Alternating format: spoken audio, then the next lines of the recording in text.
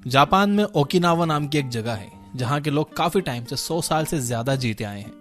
हमारे यहाँ बहुत कम लोग हैं जो 100 की एज को क्रॉस कर पाते हैं, लेकिन इस जगह पर बहुत कम लोग हैं जो नेचुरल कॉजेज की वजह से 100 साल से पहले मर जाते हैं। इनफैक्ट आपको यहाँ पर 80 साल की उम्र के लोग खेतों में मेहनत करते हुए मिल जाएंगे। इकिगाई नाम के बुक में कुछ राइटर्स ने इस कल्चर को एक्सप्लोर किया और ये देखा कि आखिर ये लोग ऐसा क्या कर रहे हैं जो कि ये लंबे टाइम तक जी पाते हैं। इन्हें ज्यादा बीमारी नहीं होती और ये ओल्ड एज में भी काफी फिट और एक्टिव रहते हैं। वैसे तो इस बुक में हेल्थ के काफी सारे एस्पेक्ट्स को एक्सप्लोर किया गया है, जैसे yoga, physical activity and work life culture. लेकिन इस वीडियो में हम स्पेसिफिकली देखेंगे इस कल्चर में लोगों के खाने से रिलेटेड हैबिट्स क्या हैं। हम देखेंगे कि यहाँ के लोग किस तरह से अपने खाने को खाते हैं जिससे ना सिर्फ ये लंबा जीते हैं बल्कि इन्हें बीमारियां भी कम होती हैं और ये बूढ़ी उम्र में भी खेतों में काम कर पाते हैं। सबसे पहले आपको ये समझना होगा कि खाना आपकी बॉडी में पचता कैसे एंड आपकी बॉडी में खाना सच में पच रहा है या सड़ रहा है। खाने का डाइजेशन हमारे मुंह में ही स्टार्ट हो जाता है। हमारे मुंह में प्रोड्यूस होने वाला सलाइवा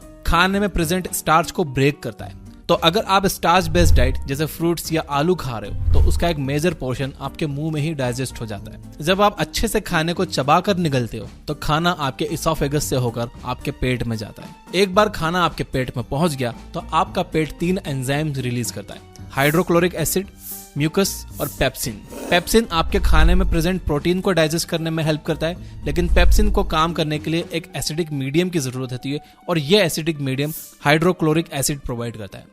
अब क्योंकि हाइड्रोक्लोरिक एसिड एक बहुत ही स्ट्रॉन्ग एसिड है जो आपके पेट को काट सकता है, इसलिए आपके पेट में म्यूकस भी रिलीज होता है जो आपके पेट के इनर वॉल्स को चारों तरफ से घेर लेता है और उसे प्रोटेक्ट करता है। अगर आपके पेट में म्यूकस कम हो जाए या हाइड्रोक्लोरिक एसिड बढ़ जाए तो ये एसिड हमारे पेट के इनर वॉल्स को नुकसान पहुंचाने लगता है और हमारे पेट में छाले पड़ जाते हैं जिन्हें अल्सर भी कहा जाता है। जब पेट में ये तीनों एंजाइम्स आ जाते हैं तो पेट एक चर्निंग एक्टिविटी करने लगता है, वो श्रिंक करता है और फिर एक्सपांड करता है। इससे पेट के एंजाइम्स खाने में हर तरफ से मिल जाते हैं और खाना अच्छे से डाइजेस्ट हो जाता है। अब यहाँ पर समझने वाली बात यह है कि अगर आप पूरा पेट भरकर खाना खा लेते हो तो उसे चर्निंग एक्टिविटी करने की जगह ही नहीं मिलती और वो खाना ज्यादा टाइम तक आपके पेट में पड़ा हुआ सड़ता है।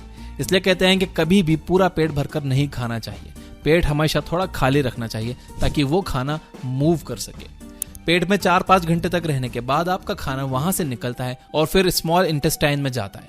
यहाँ उसकी मुलाकात बाइल जूस से होती है जो कि आपके लीवर में प्रोड्यूस होता है। बाइल जूस आपके खाने में प्रेजेंट फैट को डाइजेस्ट करता है। इसके अलावा यहाँ पर आपके खाने में कुछ पैनक्रियाटिक और इंटेस्टाइनल जूसेस भी मिक्स होते हैं जो प्रोटीन को और डाइजेस्ट करने का काम करते हैं। इंटेस्टाइन्स में पेरिस्टॉल्सिस मूवमेंट होता है जिसके हेल्प से खाना आगे की तरफ मूव करता है। इसीलिए फिजिकल एक्टिविटी बहुत जरूरी है। जब आप फिजिकल एक्टिविटीज करते हो तो इंटेस्टाइन्स के लिए पेरिस्टॉल्सिस मूवमेंट और आसान हो जाता है। रास्ते में आपके स्मॉल इंटेस्टाइन्स की वॉल आपके खाने से न्यूट्रिएंट्स को अब्सॉर्ब करके उसे आपके ब्लड सेल्स तक पहुंचा देती है। जो खाना सही से डाइजेस्ट नहीं हो पाता वो बाकी के वेस्ट मटेरियल के साथ आपके लार्ज इंटेस्टाइन में चला जाता है और वहां से बाहर निकल जाता है। अब जब आप डाइजेशन के प्रोसेस को अच्छे से समझ गए हो तो आइए देखते हैं कि आप किस तरह से अपने ईटिंग हैबिट्स को इंप्रूव कर सकते हो। और ये वीडियो का सबसे इंपॉर्टेंट पार्ट है, ध्यान से सुनना। Number 1, chew your food well.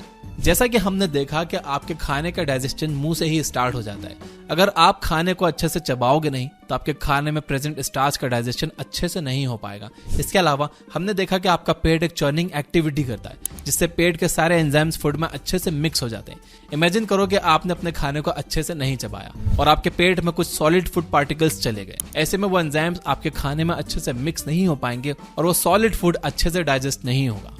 इसके साथ ही वो आपके स्मॉल इंटेस्टाइन में भी अच्छे से अब्सॉर्ब नहीं होगा, यानी आपको उस खाने में मौजूद जो न्यूट्रिएंट्स मिलना चाहिए थे वो मिलेंगे ही नहीं। तो आपका उसे खाने या ना खाने का कोई फायदा ही नहीं हुआ। इसलिए अपने खाने को हमेशा अच्छे से चबाकर खाइए। ओकिनावा आइलैंड के लोग 1 घंटे तक बैठकर खाना खाते हैं। आयुर्वेद के अकॉर्डिंग आपको अपने खाने को कम से कम 32 बार अच्छे से चबाना चाहिए ताकि सारे सॉलिड पार्टिकल्स ब्रेक हो जाएं और उसमें सलाइवा अच्छे से मिक्स हो जाए। यानी एक तरह से आपको अपना खाना खाना नहीं चाहिए बल्कि पीना चाहिए। आपको अपना खाना इतना चबाना चाहिए कि वो आपके मुंह में ही एक लिक्विड बन जाए। नंबर 2, डोंट ओवर ईट। हमें लगता है कि ज्यादा खाने से हमारे अंदर ज्यादा एनर्जी रहेगी और हम हेल्दी रहेंगे, लेकिन ऐसा नहीं। इकिगाई में कहा गया है कि आपको अपना खाना सिर्फ 80% कैपेसिटी तक खाना चाहिए। हमने देखा कि आपके पेट में एक चर्निंग एक्टिविटी होती है जिससे आपके पेट में मौजूद एंजाइम्स आपके खाने में मिक्स हो जाते हैं। इमेजिन कीजिए कि आपका पेट पूरी तरह से खाने से भरा हुआ है और उसमें बिल्कुल स्पेस नहीं है। ऐसे में आपके पेट को चर्न करने में प्रॉब्लम होगी, उसमें एंजाइम्स अच्छे से मिक्स नहीं हो पाएंगे एंड आपका खाना पचेगा नहीं बल्कि सड़ेगा। एंड जब खाना सड़ता है तो हमें एसिडिटी होती है, मुंह से बदबू आने लगती है, इसलिए आप कभी भी पूरा पेट भरकर मत खाओ। Number 3, don't drink water after eating food. अगर आपने बचपन में रसना पिया है तो आपको पता होगा कि उसमें एक लिमिट तक पानी डालते हैं। अगर आप उसमें बहुत ज्यादा पानी डाल दोगे तो उसका टेस्ट फीका हो जाएगा। पानी हर चीज को डाइल्यूट कर देता है और उसे कम इफेक्टिव बना देता है। दूध में पानी मिलने से वो पतला हो जाता है और एसिड में पानी मिलने से वो कम इफेक्टिव हो जाता है। जैसा कि हमने देखा कि हमारे पेट में काफी सारे एंजाइम्स रिलीज होते हैं, तो जब हम खाने के ठीक बाद पानी पी लेते हैं तो हमारे ये सारे एंजाइम्स डाइल्यूट हो जाते हैं, उनका असर कम हो जाता है, जिससे हमारा खाना सही से डाइजेस्ट ही नहीं होता। आयुर्वेद में बताया गया है कि खाने के बाद हमारे पेट में जठर अग्नि जलती, जिससे खाना पचता है। अब अगर आप पानी पी लोगे तो वो अग्नि तो बुझ जाएगी, फिर खाना पचेगा नहीं, सड़ेगा। इसलिए खाने से कम आधे घंटे बाद तक आप पानी मत पीजिए। Number 4, do some form of physical activity. Okinawa के लोग लंबे टाइम तक फिट रहने के लिए काम नहीं करते, वो लोग काम करते हैं इसलिए वो लंबे टाइम तक फिट रहते हैं। वहां के लोग आज भी अपने डेली काम को करने के लिए टेक्नोलॉजी का यूज नहीं करते, वो अपने हाथ से काम करना पसंद करते हैं। हमारी जनरेशन की प्रॉब्लम यह है कि हम सारा दिन बैठे बैठे निकाल देते हैं। इस वजह से हमारा ब्लड सर्कुलेशन खराब हो जाता है, हमारे इंटेस्टाइन्स में पेरिस्टोलिसिस मूवमेंट भी नहीं हो पाता। इससे हमारे खाने को आगे मूव करने में प्रॉब्लम होती है, जिससे वो खाना टाइम पर प्रोसेस ही नहीं हो पाता। इसलिए जरूरी है कि आप दिन भर में थोड़ा फिजिकल एक्टिव रहने की कोशिश करो। लिफ्ट की जगह स्टेयर्स यूज करो, मार्केट पैदल या साइकिल से चले जाओ, या फिर अपनी गाड़ी थोड़ी दूर पार्क कर दो ताकि आप मार्केट पैदल चलकर जा सको। अगर आप अपने फोन में कुछ टाइम पास कर रहे हो तो टहलते टहलते हुए कर लो यार, बेड पर लेट कर नहीं। नंबर 5, ईट फाइब्रस फूड। जब आप एक एप्पल खाते हो तो कुछ टाइम के बाद एप्पल का सारा जूस निकल जाता है और आपके मुंह में सिर्फ फाइबर बच जाता है। ये फाइबर डाइजेशन प्रोसेस को इम्प्रूव करने का काम करता है। हरी सब्जियां और फ्रूट्स में बहुत सारे फाइबर होते हैं। जब आप फाइबरस फूड खाते हो तो फूड आपके पेट में एक साथ अच्छे से मूव कर पाता है और आपका डाइजेशन भी सही हो पाता है। अगर आप एप्पल छील के खा रहे हो या सिर्फ उस फ्रूट का जूस पी रहे हो तो इससे आपका पेट पूरी तरह से साफ नहीं होगा। इसलिए आप अपने डाइट के साथ हमेशा कुछ ना कुछ फाइबरस आइटम जरूर रखिए।